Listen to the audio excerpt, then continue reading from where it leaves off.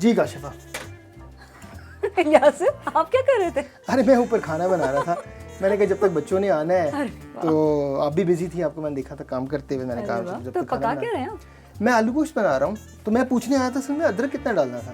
1 چمچ. 1 چمچ کافی ہوگا. تو آپ کیا کر رہے ہو بیٹھ کے؟ میں یاسف بائبل اسٹڈی کی تیاری کر رہی ہوں. کل رات کو ہماری بائبل اسٹڈی ہے, آپ کو یاد ہے؟ اوہ ہاں مجھے یاد ہے. بائبل اسٹڈی سے مجھے یاد ہے پچھلے ہفتے جو آپ نے بائبل اسٹڈی لی تھی, تھوڑی دیر کے لیے بیٹھ کے بات کر لیں. ضرور ضرور. پھر میں جا کے کھانا دیکھتا ہوں. پچھلے ہفتے جو آپ نے بائبل اسٹڈی لی تھی, مجھے یاد آیا کہ اس میں 1-2 آیات تھیں جن کی آپ نے تفسیر اور مشاہدہ جو ہے نا اس طرح نہیں کیا جس طرح کہ ہونا چاہیے تھا اس کا. تو میں نے کہا کہ چلو اس پر بیٹھ کے تھوڑی دیر بات کرتے ہیں, کیونکہ آپ نے جو بائبل اسٹڈی کر لینی ہے تو یہ آپ باتیں دھیان میں رکھ سکتے ہیں. اس میں میری مدد ہو جائے گی یاسف, کیونکہ مجھے یاد ہے کہ انڈکٹیو بائبل اسٹڈی کا کورس کیے ہوئے مجھے بہت وقت ہو گیا ہے, تو ہو سکتا ہے کہ میں نے مشاہدے میں کچھ چیزیں چھوڑ دی ہوں. تو وہ کم از کم ان کی آپ یاد دہانی کر سکتی ہیں اور اس کو استعمال کر سکتی ہیں کل. کاشفہ آپ کیا سوچتی ہیں کہ ہم دیکھتے ہیں کہ بائبل اسٹڈی کے کتنے سارے طریقے ہیں, آپ کا کون سا فیوریٹ طریقہ ہے؟ انڈکٹیو بائبل اسٹڈی ہے. ہاں جو آپ نے کی تھی. لیکن ہم دیکھتے ہیں کہ ایک اور بائبل اسٹڈی کا طریقہ ہے جسے ہم کہتے ہیں لیکسیو ڈیوائنا.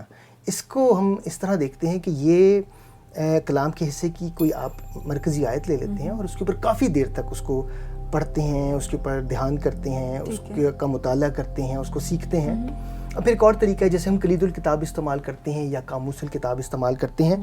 لیکن سیکھنے کا طریقہ آپ کا کون سا سب سے بہتر ہے, یا آپ کس طریقے کو جیسے میں نے ابھی جیسے کہا کہ مجھے تو انڈکٹیو بائبل اسٹڈی کا طریقہ ہی سب سے بہتر لگتا ہے. کیونکہ آپ نے اس کا کورس بھی کیا تھا مجھے یاد ہے, اور میں نے بھی اس کا کورس, ہم نے ساتھ ہی میرا خیال کیا تھا اس کا کورس. انڈکٹیو بائبل اسٹڈی جسے ہم انگریزی میں انڈکٹیو بائبل اسٹڈی کرتے ہیں, اسے اردو میں استدلالی مطالعہ کلام جو ہے وہ بھی کہا جاتا ہے. اور انڈکٹیو بائبل اسٹڈی کے ذریعے اس کی خاص بات یہ ہے, ہم یہ معلوم کرنے کی کوشش کرتے ہیں کہ لکھنے والے یعنی کہ مصنف کا اصل میں مقصد کیا ہے. تو یاسف آپ مجھے یہ بتائیں کہ انڈکٹیو بائبل اسٹڈی کے دوران ہمیں کن باتوں کا خیال رکھنا ہوگا تاکہ مطالعہ کرتے ہوئے ہم کوئی غلطی نہ کریں؟ جی یہ بڑا امپورٹنٹ کویسچن ہے کاشفہ. اگر یاد ہے کہ ہم نے اس کے 3 نکات پر بات کی تھی. ایک تو تھا مشاہدہ جسے ہم آبزرویشن کہتے ہیں, دوسرا تھا تفسیر جسے ہم انٹرپریٹیشن کہتے ہیں, اور تیسرا تھا ہمارا ایپلیکیشن جسے ہم اردو میں اطلاق کہتے ہیں. اور یہ ہماری مدد کرتا ہے کہ ہم انڈکٹیو بائبل اسٹڈی کے ذریعے جو ہے کلام کو بہتر طور پر سیکھ سکیں. تو ہم ان تینوں کے بارے میں آج گفتگو کر سکتے ہیں؟ بالکل. ہمارا پاس اتنا وقت تو نہیں ہوگا کہ میں آپ کو مشاہدے اور تفسیر اور اطلاق تینوں کے بارے میں بات کر سکتے ہیں, کیونکہ مجھے جا کے کھانا بھی دیکھنا ہے. تو ہم کوشش کریں گے کہ مشاہدے کو آج پڑھ لیتے ہیں, اور اس کے بعد تفسیر کو, اطلاق کو شام کو تھوڑا سا ٹائم نکال کے اس وقت بیٹھ جائیں گے. کاشفہ دیکھیں, جب ہم کلام کے حصے کو پڑھتے ہیں تو یا سنتے ہیں تو یاد رکھیں کہ ایک سوال اپنے آپ سے کرنے کی ضرورت ہے, اور وہ یہ ہے کہ اس جو کلام کے حصہ ہے اس کا مطلب کیا ہے, مصنف اس میں کیا کہنا چاہ رہے ہیں. اور جو مشاہدہ ہم کرتے ہیں اصل میں تفسیر کا جو دار و مدار ہے وہ ہمارے مشاہدے پر ہی ہوتا ہے. الیاسف میرا خیال ہے کہ یہ اتنا سادہ نہیں ہے جتنا سنائی دے رہا ہے, کیونکہ مطالعہ کرتے ہوئے ہم کئی دفعہ یہ غلطی کر بیٹھتے ہیں کہ ہم مشاہدے کو چھوڑ دیتے ہیں اور سیدھا ہم تفسیر پہ چلے جاتے ہیں. تو آپ مجھے یہ بتائیں کہ کیا کرنا بہتر ہوگا؟ دیکھیں بہتر یہ ہوگا کہ جب آپ مشاہدہ کرنا چاہ رہے ہیں کسی بھی حوالے کا یا کسی اقتباس کا, تو بہتر یہ ہوتا ہے کہ آپ اس کے مطلب کو پہلے معلوم کرنے کی کوشش کریں.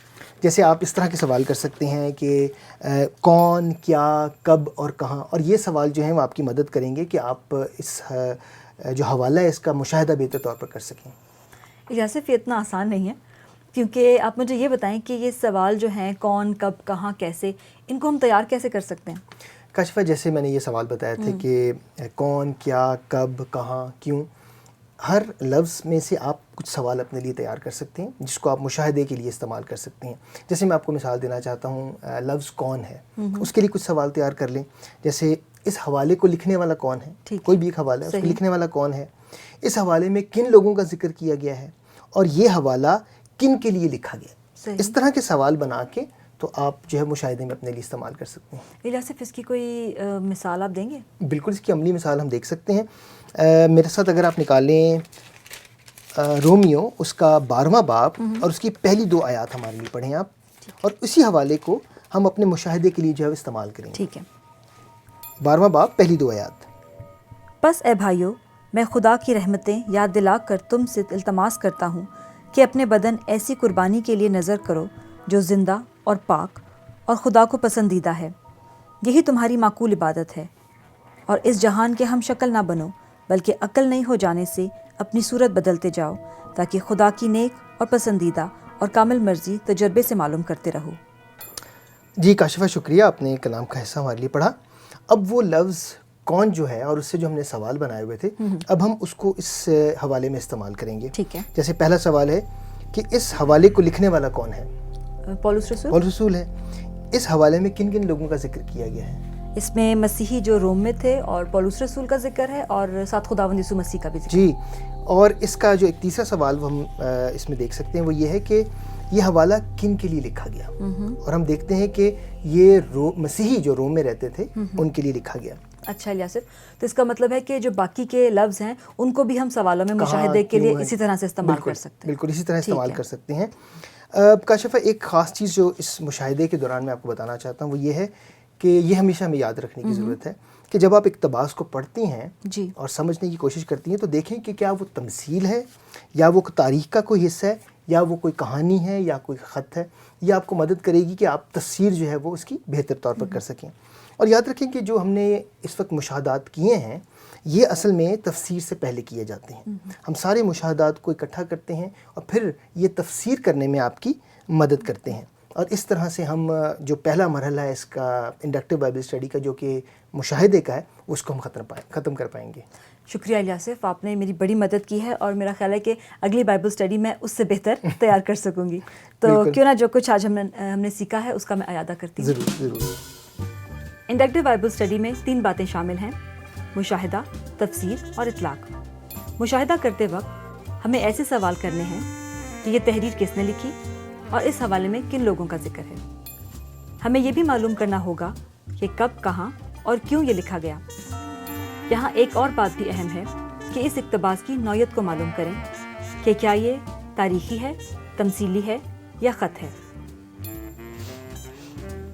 الیاصف، یہ کیسی اسمیل ہے؟ اوہ، کھانا جل گیا.